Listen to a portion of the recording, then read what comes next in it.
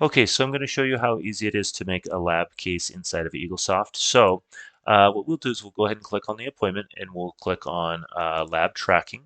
Okay, so we'll go ahead and on this appointment, we'll go ahead and click on new. Okay, now this prompt already pulls up if you're walking out certain um, procedures. So for example, a lab's case for a crown will automatically pull up when you create a lab case or when you walk out a crown. So in this case, I'm just creating a new lab case. So I'm going to go ahead and choose my provider. Okay, super important because that's who the lab is going to bill. Then we're going to choose the laboratory, and then we are going to choose the lab case type. In this case, you can see here we've got bridges, we've got crowns, we've got dentures, and they're all in alphabetical order. So all the crowns are together. So I'm going to use zirconia crown. We're going to use a shade A2, and then we'll go ahead and choose that it's tooth number 30. Okay. So what we'll do is we'll go ahead and click on. Let's go ahead and choose Aspen Dental Lab. So we'll go ahead and click on print. Do we want to save our changes? Yes.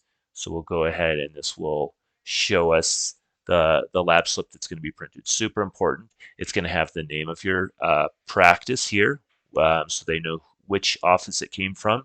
They have the patient name.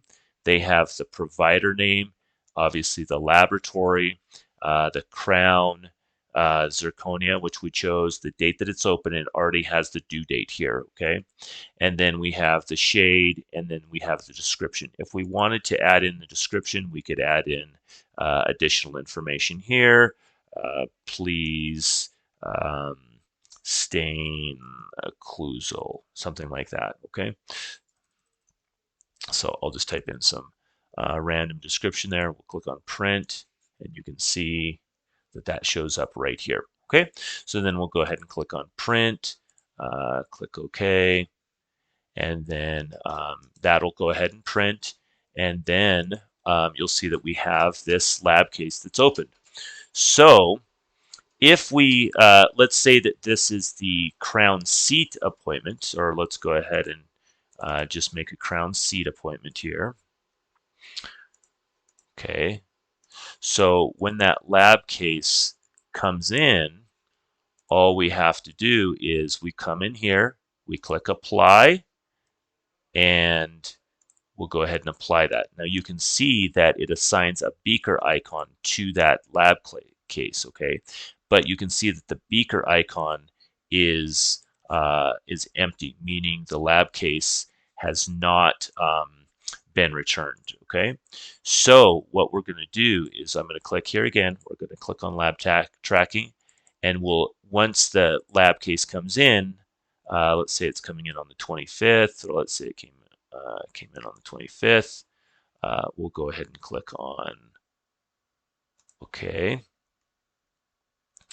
And we'll go ahead and click on close, and you can see that the beaker is now full. So that's an indication that the lab case is here. Okay, so that's how you create and assign a lab case to an appointment.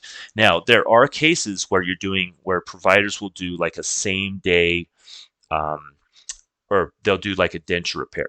So they're going to actually send the case out to the lab, but they're not going to assign it to, or they might not even make a future appointment. Why?